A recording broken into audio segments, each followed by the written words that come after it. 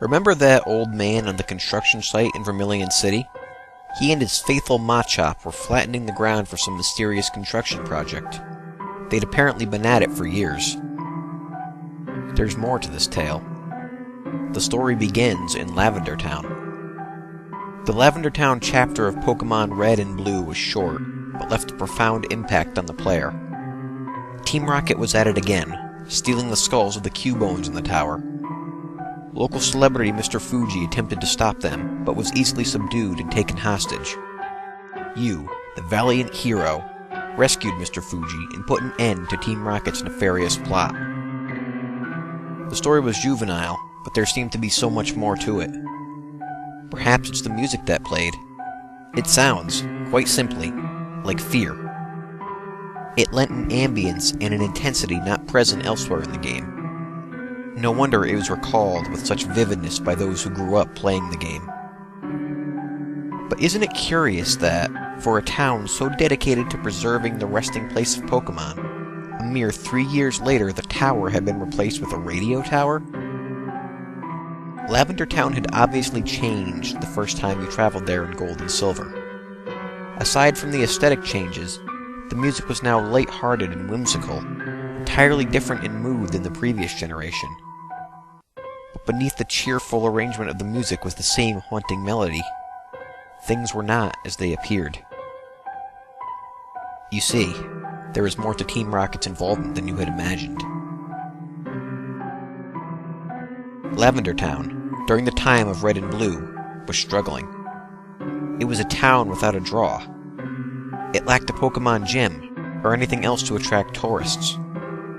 Fuchsia had a safari zone, Pewter had a museum, Cinnabar had a famous laboratory, etc. But all Lavender Town had was a massive graveyard that was free to visit.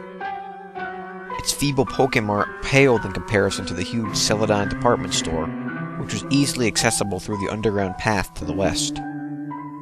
Lavender Town was easily the poorest town in Kanto. One day, a businessman approached the mayor of Lavender Town with a proposition. Radio was a fad that had taken the nearby Johto region by storm. He proposed the demolition of Pokemon Tower and construction of a radio tower in its place. It would be entirely funded by the businessman's company, built at no cost to Lavender Town.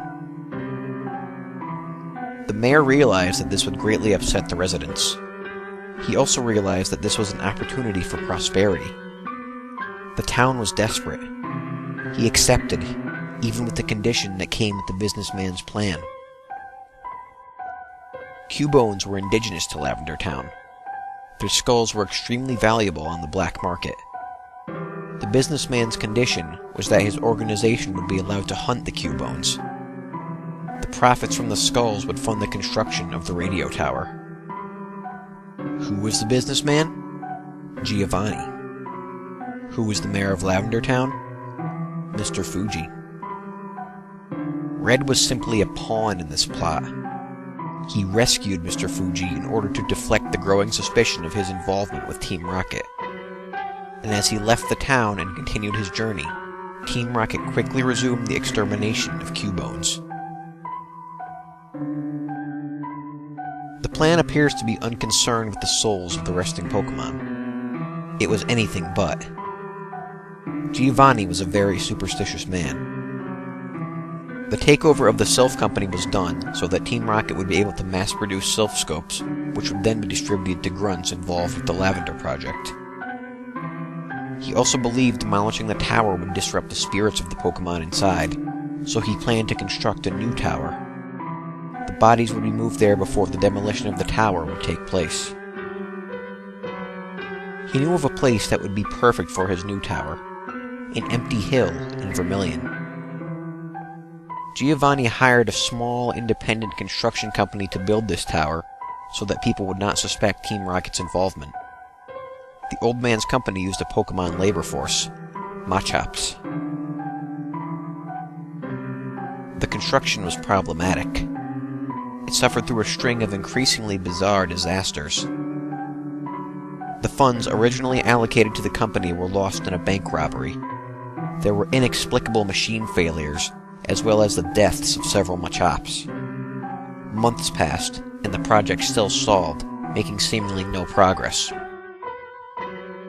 The citizens of Vermillion, who had no idea what the construction was intended for, joked that it was cursed. This would explain the continuing tragedy that befell the Machops, whose attacks could not affect ghosts. Nonetheless, Giovanni refused to begin the construction of the radio tower until the bodies could be transferred to a new resting place. His greatest fear was disturbing the spirits. Some of his followers came to view him as delusional.